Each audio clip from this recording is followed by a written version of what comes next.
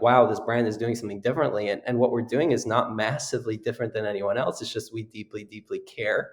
And that comes across as so when you think about customer experience, what is that on a very tactical level, on a tangible level?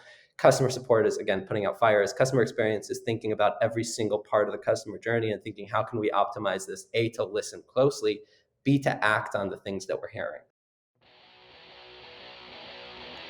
You are listening to the Messenger Mastermind podcast, a podcast that provides actionable tactics for quickly growing e-commerce companies to profitably scale their business.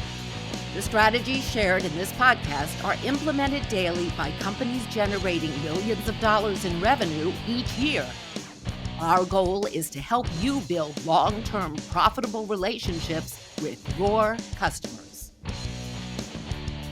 Q4 is the busiest time for e-commerce brands. And if there's one thing that rings true year in and year out, you have to grab shoppers' attention quickly.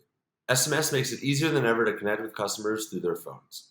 Trusted by brands like Brooklinen, Native, FanJoy, and more, Postscript is the go-to text message marketing platform for brands on Shopify and Shopify Plus. Learn more and get started with a free 30-day trial at postscript.io.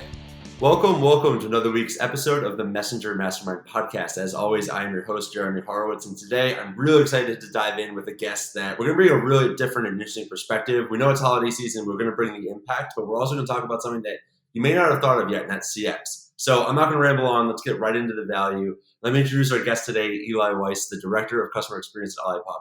Eli, how's it going? I'm doing great. Thank you so much for having me, Jeremy.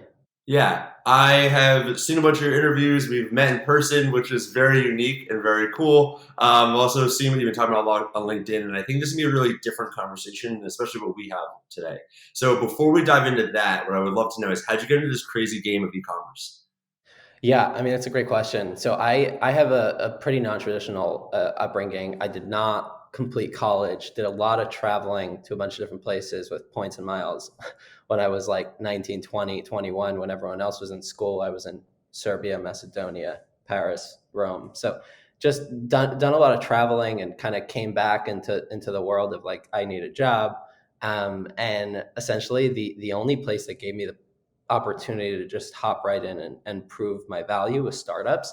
So I joined a luggage Kickstarter brand in the middle of 2016, and that was my first foray into into startups. Period. It was just like a ton of delays around research and development, production. Spent a couple of years there, turned around the business with customer experience by really just putting the ear to the floor and listening to customers. And essentially, middle of 2020, COVID hit. Luggage was not the biggest commodity and shifted into food and beverage. So spent a little bit of time at Nugs in New York City. And then in the middle of 2020, I joined Olipop, which is where I'm at today. Okay, I feel like you just very casually mentioned that you worked at two of the hottest food startups in the game right now. I mean, I think they are so wildly different in terms of like the way people talk about them and their customer base. But what's fascinating about both of those brands is that they're both constantly iterating and listening to consumers to create the best product. And I think that's something we're seeing across pretty much most successful food and beverage brands, is that they are listening a lot more than they're talking. And it's been a pleasure to work at both of them. Yeah, that's very interesting. Also, it's that like very iterative process that makes all businesses successful. So if anyone isn't familiar with Olipop, do you just want to give a quick overview of who you guys are, what you all do, and kind of where the stage of business you're at? Yeah, I mean, Olipop is a healthy soda. It's a soda 2.0. Instead of 39 to 45 grams of sugar, it has 2 to 5 grams of sugar and has 9 grams of plant fiber in each and every can, with 45 calories or less and 2 to 5 grams of sugar. So essentially, it's a soda 2.0, a new kind of soda. We have the same nostalgic flavors you grew up loving, like root beer and a cola, and some fruity flavors like orange squeeze and strawberry vanilla, and a new classic grape. And essentially, it's a better for you soda. So we have started in 2018 and have kind of been on a rocket over the last year or two. We have grown like 600% in sales in 2020, and we're on track to double that this year. So Olipop kind of pretty much piloted this new functional pop, which, you know, in the last 10 years, we've seen kombucha come in and soda has been soda for the last bunch of years, and functional pop is kind of a new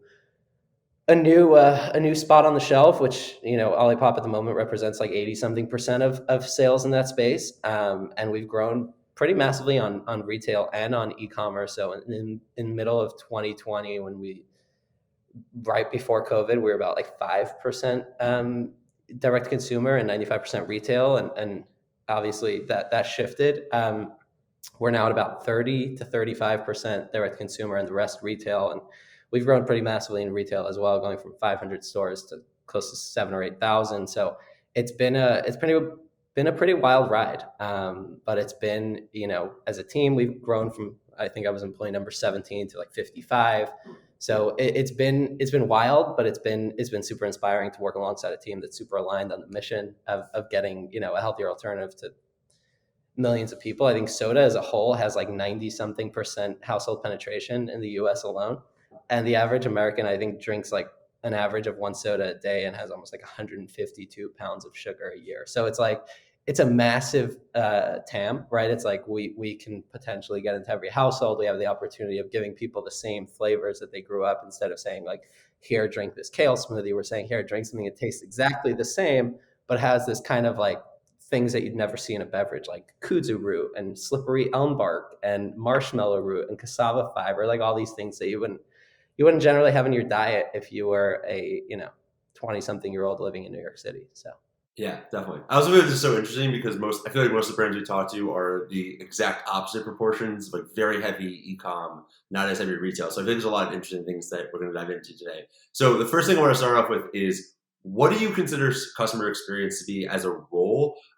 And also, how do you think about it as a revenue driver? I feel like most brands have this perception that it's a cost center and it's really just a support function.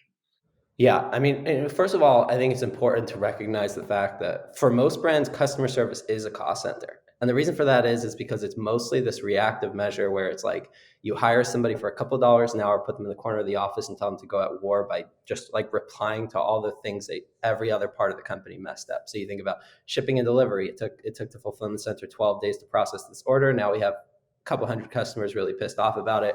Deal with that, right? And for the most part, that role ends up being a very reactive, putting out fires, fire extinguisher role. And for that reason, it is a cost center because you're never winning, right? It's just like, here's how we continue to put out the same fire that comes up over and over again. The shift, for me, that shift started in 2016 when I was looking around the space of CPG and watching the fact that Zappos was in the news every other week for essentially listening to customers, right? And it's like they're selling the same shoes that shoes.com sells, right? And you're seeing Chewy selling the same exact pet food that everyone else sells, but they're in the news for deeply, deeply caring about customer experience. And what was inspiring for me then is seeing that everywhere else in CPG, we were just outsourcing customer support. We were outsourcing it, paying pennies, and then just like spending money on acquisition. Now, the acquisition changed, right? That game changed because Facebook keeps turning that dial, because every CAC has gone up across the board. And now brands are like, wait, if I'm paying $47 to acquire a customer, I better make sure they stick around. So that's kind of the shift where customer service as this reactive measure switched into like, how can we create these deeply, deeply thoughtful connections and create brand evangelists that are obsessed with our brand and just kind of carry that torch to everyone else.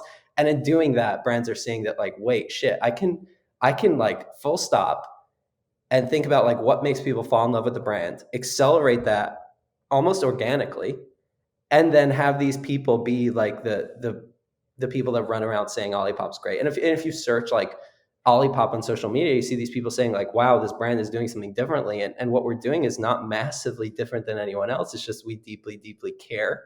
And that comes across as so when you think about customer experience, what is that on a very tactical level, on a tangible level? Customer support is, again, putting out fires. Customer experience is thinking about every single part of the customer journey and thinking, how can we optimize this? A, to listen closely, B, to act on the things that we're hearing. So when you think about zooming out for a second, it's like, it starts with ad copy. Like, is your ad copy giving the message that consumers will say, oh, I get this, and then get the product and feel like it aligns, right? Are you meeting expectations on ad copy? If you're saying this is the best thing in the universe, is it actually going to resonate with the customer? Are they going to say like, oh, this feels like a janky knockoff, right? So it's ad copy, and then it's website. Is your site easy for customers to understand, or are they just kind of going in circles trying to understand a question and have to hop into an FAQ to get an answer. Like, is it easy for customers to understand? Then kind of further along the journey, you're thinking about shipping and delivery. If you're selling a t-shirt for $95, is it going with like DHL that takes 3 weeks, or is it being shipped with next day air, right? It's like, does that make sense for consumers to pay X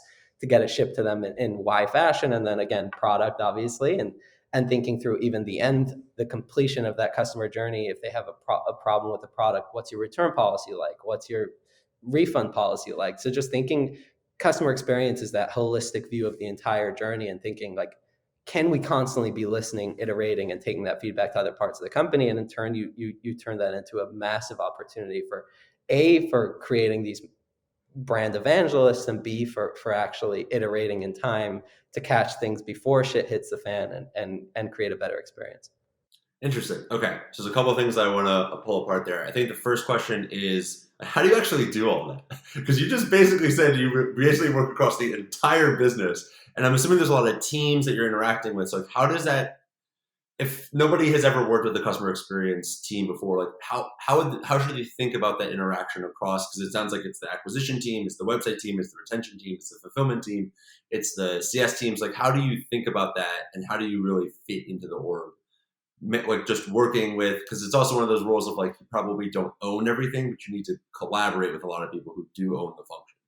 Yes, I think that's probably the most important question. And I think it takes a lot of erasing, what we thought of customer service as, right? So historically, and I can say this is just about every one of my early roles in customer service have been this, where it's like, I sat in the corner, did my thing, put out the fires, passed that data over. Whether or not anyone acted on it was a different story. So I think it's deleting the framing you have of like customer service sits over there, and it's kind of reframing it as customer support, customer experience, what customer success, ninjas, whatever you want to call it, is irrelevant. But the point is that it has to be people that you think of them as the voice of the customer. And it's like, if a customer has a problem about X, this team will know about it. So then bringing those people to every table of every, on a very tactical level, somebody on the CX team, whether it's myself or anyone else on the team, is part of every larger conversation across marketing. It's on that weekly marketing call, on the ops call with our 3PL, on the R&D calls, we're taking all the feedback around like, oh, I want marshmallow flavor or whatever other flavor you come up with.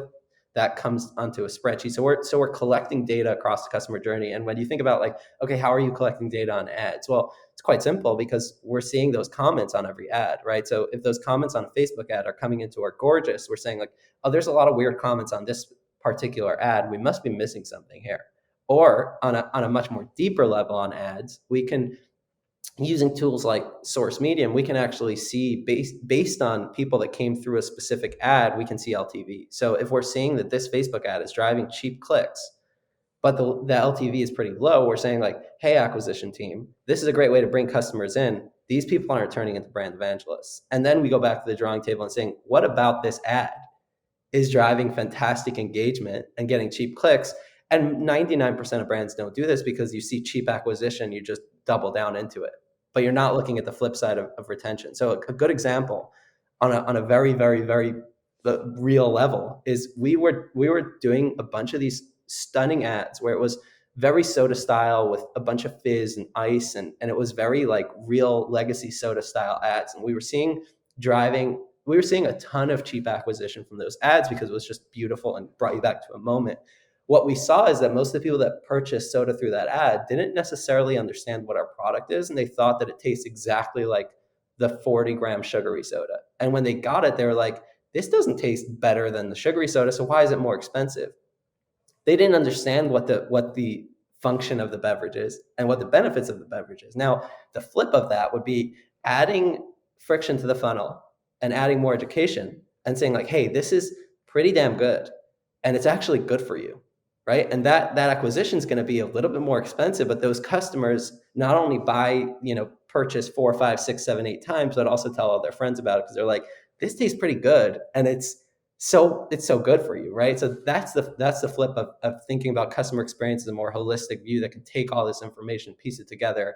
And it's empowering that team to do so. Right. Because if I have all this data and nobody else wants to listen because they're like, you leave the growth to me, I'll do the growth. Right. So it's a collaborative team, to your point. Right. It's like, if nobody at growth is listening, then your data goes nowhere. So I think it's, Olipop is 1 in a million in terms of the fact that we are so open to hearing. Just because you're the growth person or you're the email person, it doesn't mean that you won't take feedback from everyone else in the org.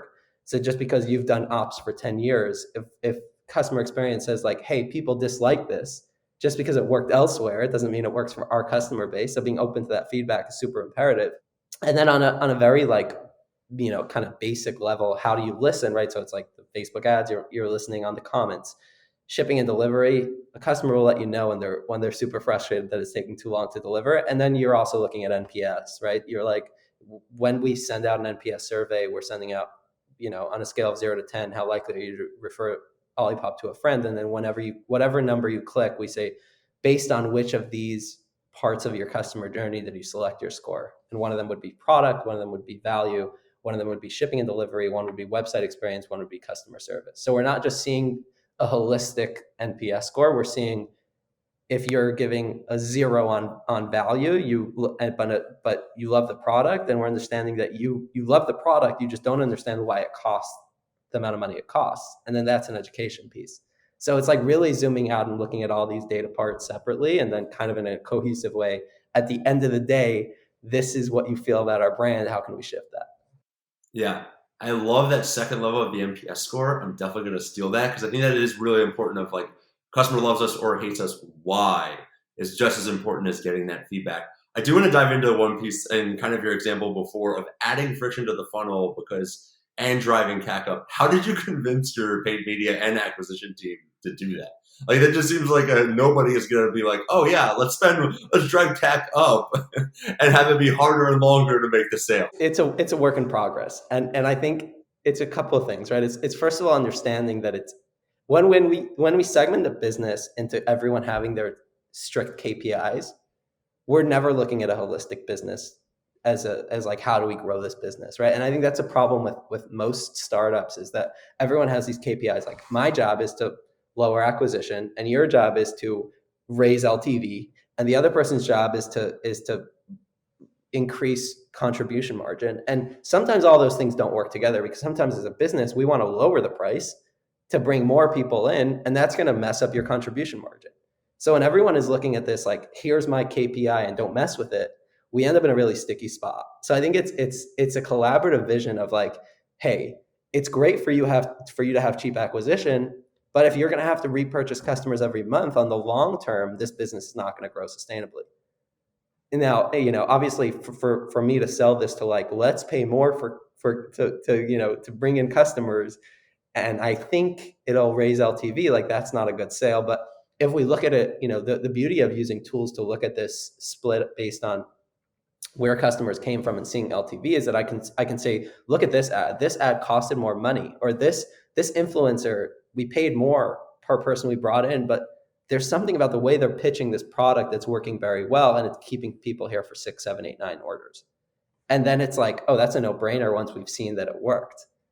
So I think it's like, it's also the other part of it is we've shifted to an in-house model around most of our acquisition and around most of our retention, and I think it's that also, like, when a lot of times when you're working with an agency, you also have to be very clear on KPIs. Are not necessarily growth at all costs, not necessarily cheapest CAC. So I think it's like any agency can do that. They can say like, hey, we'll optimize for LTV, but most of the agency model is like cheap acquisition, grow this thing. So it starts from like way up top, right? It starts from like, what are the decision makers looking for? And I think pretty much like anyone can say like, oh, do you want to optimize for LTV versus cheapest acquisition? We can do that. It's just like, are you sure you want that?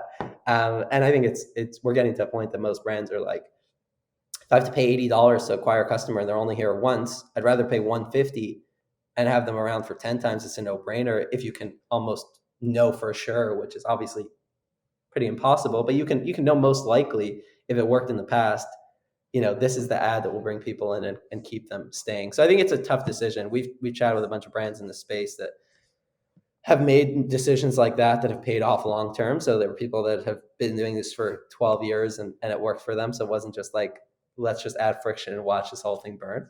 But it's been interesting to kind of try it. And again, if you're not trying new things, you're probably failing long term. So it's like constantly iterating is probably the most important part of a startup. Yeah, definitely. And a controlled enough experience that if you do add one test, it doesn't all burn. So what I definitely would love to dive into, just because of the time of year, is how are you thinking about holiday? I feel like this is the time of year where you've mentioned expectations a lot already, and this is the time of year to set proper expectations. So as you're working with a team, like what are you all planning? What are you all thinking from a CX experience to not just hit that baseline, but really get to that next level of those experiences that customers will talk about this year, next year, and for years to come? There's a couple of things. I think the most important part is we continuously talk about how like UPS and USPS and FedEx will all be massively backlogged, and as a on the brand side of things, everyone knows that, and we're convinced that customers don't know the same, right? But customers know that because customers have purchased last year. They know there are delays. So what is it about the fact that delays just get people so angry? It has less to do with the fact that there's a delay and more to do with the fact that there's no accountability and no apology. So I think that's number one, right? What we've seen is that by taking accountability, saying like, if your package is delayed, reach out to 95% of brands and you'll get the same generic response of like, we are so sorry for this delay. We apologize for the delay. UPS has been massively backed up due to COVID. And you're like, you've sent this message to 10,000 people. There is zero empathy in this message. This is just a canned response. You just clicked it and you sent it. So how do we switch that up? So for me, something that I've personally tried and feel like is true and has been working for 6 years for me is taking personal accountability, meaning whether you ship this with a pigeon or a helicopter, your job as a brand is to get this item that a customer ordered to their door. Nobody cares how that happens. So granted, UPS is having a moment, or FedEx is having a moment, or USPS is overwhelmed. We can still take personal accountability that like, I am so sorry that your package didn't get here in time. I know how important it is for you to have something for Christmas if you ordered it 2 months ago. Now, that doesn't mean I can necessarily resolve it. It doesn't mean I can necessarily make it right and bring it on a horse. But what it does mean is that you feel like you're talking to a person that actually feels bad. And I think being mad at Eli is harder than being mad at Olipop. So I think that's a shift that we've seen work. And the other shift is stop promising things you can't deliver. So we've all seen brands that promise 2-day shipping and then they don't say that it's 2-day shipping, but like 17-day processing time and all these other kind of hacks that get cheap acquisition. But in reality, they can't deliver. So what you're seeing brands do and what we've seen brands do last holiday season is putting a big old red banner on top of their site. We are seeing massive delays. And generally, growth hates that because that'll dump your conversion to the floor. Right. The flip of that is that everyone you're bringing on has this expectation set. So if they order in the holiday and they feel like they've gotten updates throughout, they'll be back in January and they'll be back in February and March and April. When you get your cheap conversion and you end up taking 4 weeks to get the package out, all these people, you got them and they purchased and you have a nice Q4, but your H1 of next year is complete trash because none of these people repurchase. So you're thinking about the time of the year that costs the most, right? Like ads in holiday season are bonkers. Your acquisition costs will go up like crazy. And then your delivery is just, if you can't keep up, you just wasted a ton of money to get good Q4 numbers. So you're seeing brands as far as like drop spend massively in Q4. Like we're seeing brands do that because they're like, this is not sustainable. I'm not going to pay $900 to acquire a customer. And you're also seeing brands put conversion to the like drop their own site conversion by putting all these banners. But the reality is they know that whoever they bring in has a much higher chance of repurchasing. So it's really a long-term view versus let's pump Q4. And again, it's like it kind of boils down to KPIs. Like if you hire a growth team and you say it's growth at all costs, and if you can't get us $7 trillion in Q4, you're fired.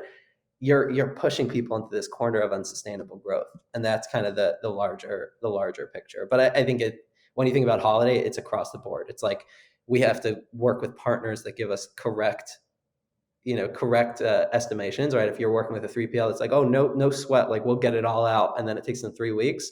You just gave that expectation to the customer, and you're screwed. So it's like being honest, and we work with great partners that are super honest. Like, hey, during peak holiday season, it might take 3-4 days to process, and then we tell that to customers, like, hey, we'll put it on a banner on checkout, a banner on homepage, and we'll even put in their email confirmation like, hey, really appreciate your purchase. Keep in mind it'll take 3 to 4 days. Don't flip out if you don't get a shipping confirmation in 3 hours like you generally do, right? And it's like setting those expectations very early on just leaves for less frustration. Yeah, and I think the interesting thing, and something we've been recommending to all the brands we work with, is use that as a natural reason to just push your promotions earlier in the season.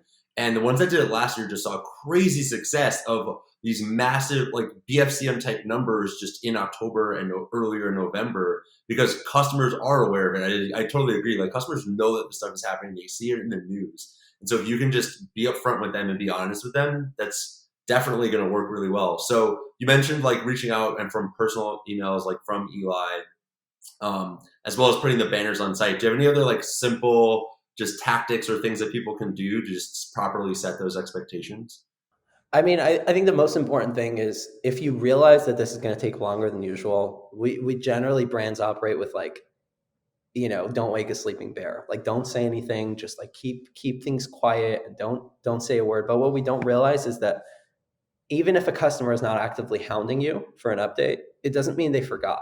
So if somebody spends 20, 40, $80 on a product and it takes weeks to get shipped, it just staying silent is never going to be the fix. So it's like if something ends up taking longer than you think, it's a great opportunity to make sure you stop sending them promotional emails, which is something that we've seen a stupid amount happen last year, and we've seen people on Twitter just lambast those brands. Like, I ordered something, it's been 2 weeks, it still didn't ship. Can you stop sending me promotional emails? So it's like, figure out a way to cut those people out of your Klaviyo and just like put a pause, and then think of ways to send non-salesy plain text emails saying like, hey, we're super thankful that you ordered this and this product. Obviously Q4 has been wonky, like worse than we anticipated. We are still actively working on this. We have hired more people in our distribution to get this out the door as soon as possible. Thanks again for your patience, right? So the problem with most of that is that when people do that, there's still that discount at the bottom of that email, right? It's like, thank you so much. By the way, for your next purchase, and you're like, just cut off the growth hack and and stop selling for a second. Then just send out one email without any discount, without any coupon code. And as operators, we're like, yeah, but like we can give them a discount for next purchase, but like customers aren't thinking about their next purchase when they still haven't received their first one. So I think that's like just about every single email with an apology ends with a discount code. And we are so like we are so set on like constantly squeezing out another extra dollar that sometimes we don't pause for a second and put ourselves in the customer's shoes. I ordered an $80 t-shirt, hasn't shipped for 3 weeks. I don't want any discount codes. So let's focus on just being, a person and apologizing and saying like, we're still here. We see it. We know we've charged you weeks ago. It hasn't shipped. We're on it. I will personally make sure it gets shipped out by X date. Definitely don't overpromise, and just constantly stay in touch.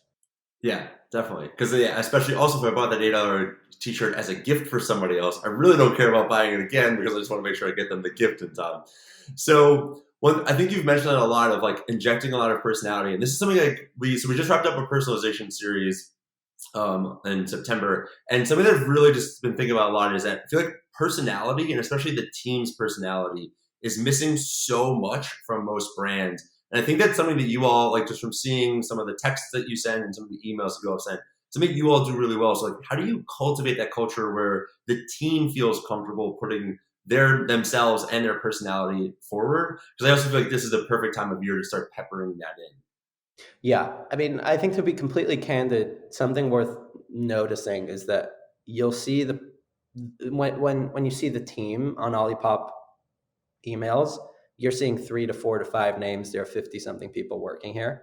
So I think that's worth mentioning that it's definitely not everyone that feels comfortable, and we're not pushing people to like, hey, can we use your face to interact with customers? That's number one. Number two, I think it's important to like almost develop this, understanding as to like, if it's a message from Steven, it's a discount code.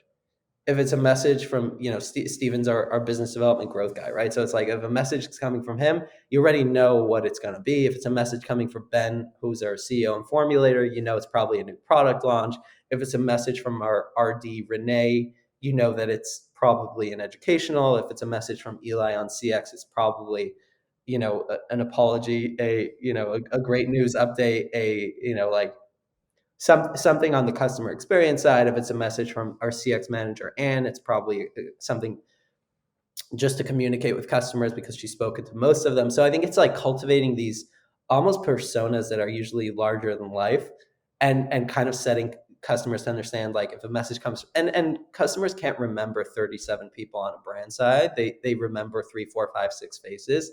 So I think it's kind of lending out those faces to send out specific messages. And I think it kind of boils down to company culture. Like, I think if everyone feels like we're all in this together, building this special thing, we all feel like we want to be part of the messaging, and we want to feel part of sharing.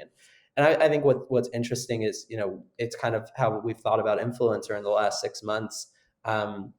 Ariel, who wasn't on our CX team, has now pushed into influencer massively. And it's like, when you think about a message, when brands send a big old box to a bunch of TikTok people and it comes from a brand, it's less exciting because you're never going to compete with Taco Bell's box or Chipotle's box. But what you could compete with, this box came from Ariel at Olipop and not Olipop.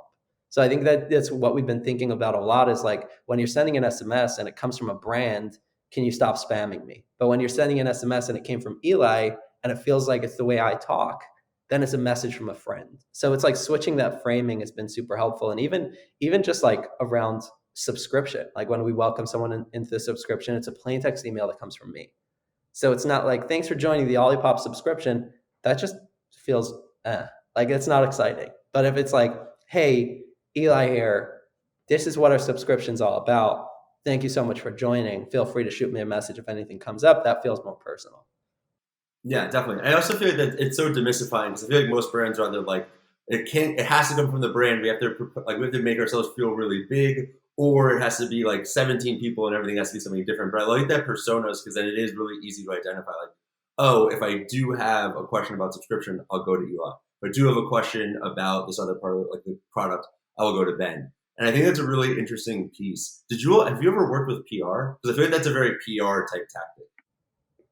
We have worked with PR. We brought on a PR agency in the last couple of months, so I think this was pre the PR. But I think what the reason why it came up for us was, we were chatting about this. I think soon after I joined, about the fact that brand messaging just usually feels kind of silly in the way that it's like, it feels show offy a lot, right? It's like when you send these like gorgeous doctored emails, they're beautiful, but it makes you feel like you're part of something cool, but it doesn't make you feel special as a person.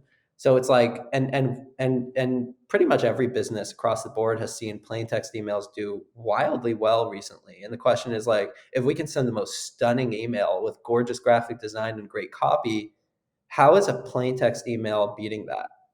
Right? And it almost doesn't make sense, right? Zero design, and it's just like, hey, and like, check out our new launch, and you're like, because people want to talk to people, right? And I think that was our realization a while back on like communicating as people to people. I think for me, it was brought in from the flip side of like seeing when I was at this luggage brand and everyone hated the brand because they were years delayed. The second it became Eli, people were less angry, because now they're like talking to a person like, hey, dude, I've been waiting for 2 years for this luggage. What's going on? And it's like, nobody expects a Kickstarter brand to be ready when they say they're ready, because 95% aren't. But what they could expect is like, I didn't back a brand. I backed this guy building a suitcase. Right. And it's like, and all of a sudden you switch to like, hey, this is the brand. And everyone's like, I don't care. Like, all that's silly. I want to talk to the person that I gave money to build this thing. And I think with startups, obviously with like Kellogg's, you're not looking to talk to the person in charge. But with startups, you're like, I'm like excited about this, supporting this mission of like getting a healthier alternative to 90-something% of the US. I'm like less interested in seeing your fancy designed emails. So I think that's been like a realization that I brought from the darker side. And we've started using it in a more on a more transactional level, and on a campaign level, et cetera, et cetera. Yeah, and my favorite part is it's so much cheaper, it's so much faster, and it's so much easier to deploy also. And People don't so, believe it. yeah, They don't believe it. They're like, you A/B tested that, and it actually, and you'll talk to any agency as well. They'll be like, yeah, no, this works. Like it does more sales. almost always. It's been like one or two tests I've seen where the design actually beat it out. But yeah, it's impressive of plain text always. So are you also mixing in heavy design and plain text, or are you shifting almost to all plain text? We're definitely mixing it in. Like I still think there's an element of like people love a brand because it's like people love nice aesthetics, right? So it's like thinking about like, is this message the kind of message that should be heavy on design, or is this message a kind of message that we're trying to minimize the crazy design and focus on the message? So I think it's like we think about like the importance of the message and think of like, should this be a plain text versus a beautifully designed email? I mean, I think there's a place for both of them. Yeah, definitely. Well, I think it's then there's like is this the brand or a person, and then in the person which persona should this message? And I like that decision tree because there are moments where you do kind of need to have that like big show and kind of like that stunt moment, and then there are moments where you need to be like super authentic and get that one-to-one communication. So I know you're incredibly busy. So kind of in final wrapping up, what I would love to hear is just because this seems, I know this isn't a new position, but it seems to be a new discussion in like where CX is going. So that's kind of be like one of my big final questions for you is like, where do you think CX is going? Where do you think brands that are growing and are starting to hit that growth trajectory should think about CX in the long term? Yeah, I mean, I absolutely love this question, and I'm sure you can imagine why. But I mean, this has been for me. It's been fascinating to see that when I was talking about this in 2016, nobody wanted to hear it. They're like, leave that for Zappos. Like, this is too much money. It doesn't make sense. It's silly. And I think a couple of weeks ago, Nick Sharma shared a tweet about like how chief customer officer will be the next big thing, and if you like look at LinkedIn, look at jobs, you'll see there's plenty of companies, massive companies hiring a VP of customer and a chief customer officer. You're seeing C level positions pop up with customer in them, which is a massive accomplishment. I think the reason the push for this came from obviously brands seeing that just optimizing for growth at all costs is not sustainable with acquisition becoming higher. They're realizing that organic growth, word of mouth growth is actually more sustainable, not only for the cost, but also because it creates this real genuine connection. We're also seeing from the customer side that I think millennials and Gen Z are more likely to support brands that vibe with the things that they believe in and less about just like going for the cheapest possible option. So you're seeing startups that are sustainable and optimized towards like a healthier living and all those brands taking off. And I think in tandem with that, it's like we want to support brands that deeply care about us as consumers. And that's the side of like when you have an issue and you reach out to a brand and you get a response back 5 days later that's like, you don't even understand where it came from or what it is, and it just doesn't feel on brand and the messaging feels weird, you're like, I don't really want to support a brand like this. So I think brands are realizing that experience is just so pivotal. And we've seen a large batch of like CPG brands that built for a year without CX and then started hiring CX to like fill this backlog of customers that don't feel genuinely connected to the brand. And I think that's like level number one. I think version number two is brands realizing that from day one, starting with optimizing on experience is just important to build these like brand evangelists from day one. So I honestly think of the future of CX is obviously number one, realizing that it's not a cost center and it's part of your marketing stack. That's number one. I think the second part of it is realizing that you can outsource it, but there's something funny if you're outsourcing only one part of your business and it's your customer relationships. So I think brands are realizing that like it's cheap to outsource it, but you don't outsource the rest of your marketing, and you're not outsourcing just about every other part of your business for $5 an hour. So it's like if you want to optimize for these genuine connections, probably want to keep it in house. And sometimes that the other thing is like, yeah, it's more expensive to hire one person internally, but it's your brand and you're communicating with your customers that are building your brand. And I think we'll see a lot more people keep customer experience internal, hire C-level executives just to focus on customer journey. And I'm so beyond excited for that future. Yeah, definitely. It feels like it's something that was a staple of business forever, kind of went out of fad for a little bit and is now coming back. And I as well, because I feel like it's such a short list of brands you can think of like the Zappos and Chewy's that were incredibly successful because they made this investment early. And so it's going to be really interesting to see how this progresses over time. Okay, final round, quick fire round, a couple questions I'd love to ask everybody. Would love to get your thoughts on this. One piece of content you recommend everybody consume. It can be anything: book, blog, podcast, video, TikTok. The only rule is that it cannot be your own. That's an easy one. Delivering Happiness by Tony Hsieh. I think, obviously Zappos was and is brilliant. And Tony Hsieh is his book is nothing short of inspiring. Yeah, definitely. Okay, if you could go back to Eli, who was just starting out the Kickstarter brand, what's one lesson that you would impress upon yourself that if you had to do it all over again, you'd want to make sure that you nailed and had right this time? This might sound silly, but I would 100% tell myself to believe in myself a lot more than I did. I think as a young adult working in that space, I just thought that I was hammering at something that would never change. And seeing how far that's come in 6 years, and seeing that people are actually excited to learn about bettering customer experience is something that if I told myself 6 years ago, I would have thought I was crazy. So telling myself to believe in the mission a little bit more than I did. Cool. Okay. And you stuck it out. It worked. So it all ended up being good. If you were in my seat, what is one question that I should have asked? What did we not talk about that we should have? I mean, candidly, Jeremy, I think you've covered everything. The other question that I think should come up more than it does is how can we, as the growth side of the business, better support long-term relationships?